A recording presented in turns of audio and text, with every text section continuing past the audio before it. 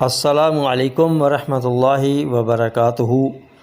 معزز سامعین و ناظرین، آج ہم دیکھتے ہیں کہ بقر عید یعنی عید الاضحیٰ کی تیاریاں زور و شور پر ہے۔ جس طرف بھی دیکھیں چھریوں کے اور ٹوکوں کے لکڑی کی جو مڈیاں ہوتی ہیں وہ، اور جانوروں کے جو ہار پہنائے جاتے ہیں، جو رسے ہوتے ہیں ان کو باندھنے کے لیے، اور جو صفیں ہوتی ہیں یا چٹائیاں ہوتی ہیں جس پہ وہ گوشت وغیرہ رکھتے ہیں، یہ جگہ جگہ سٹائل لگے ہوئے ہیں۔ تو بقرعید کی خوب تیاریاں ہیں، اور ٹکا بوٹی اور کباب بنانے کے لیے بھی ساز و سامان سجایا گیا ہے۔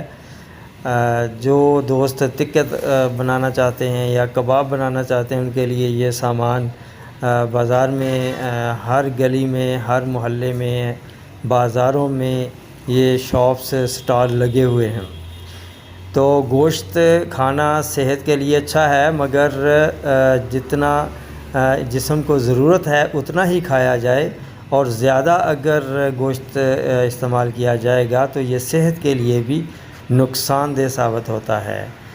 یعنی کہ حصہ بقدر جثہ، جتنا آپ ہضم کر سکتے ہیں اتنا ہی کھائیے، اور سنت کے مطابق ایک حصہ معدے کا کھانے کے لیے، اور ایک حصہ پانی کے لیے، اور ایک حصہ اس کی ہوا کے لیے۔ گویا کہ ہوا یہ نہیں کہ معدے میں ہوا جاتی ہے، مطلب یہ کہ اس کی موومنٹ کے لیے اس کو ٹائم ملنا چاہیے، اس کی موومنٹ کے لیے، معدے کو موو کرنے کے لیے، ہضم کرنے کے لیے اس کو گیپ چاہیے۔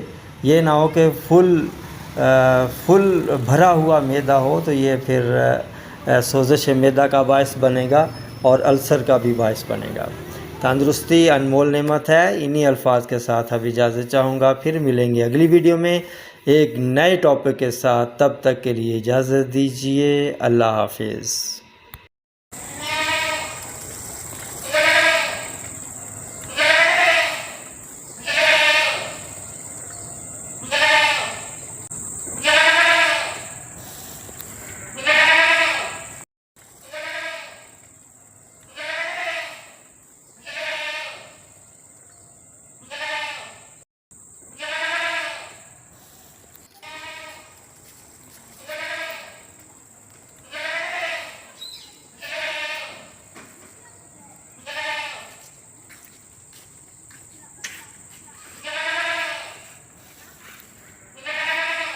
اللہ تعالیٰ سب کی قربانی قبول فرمائے، آمین ثم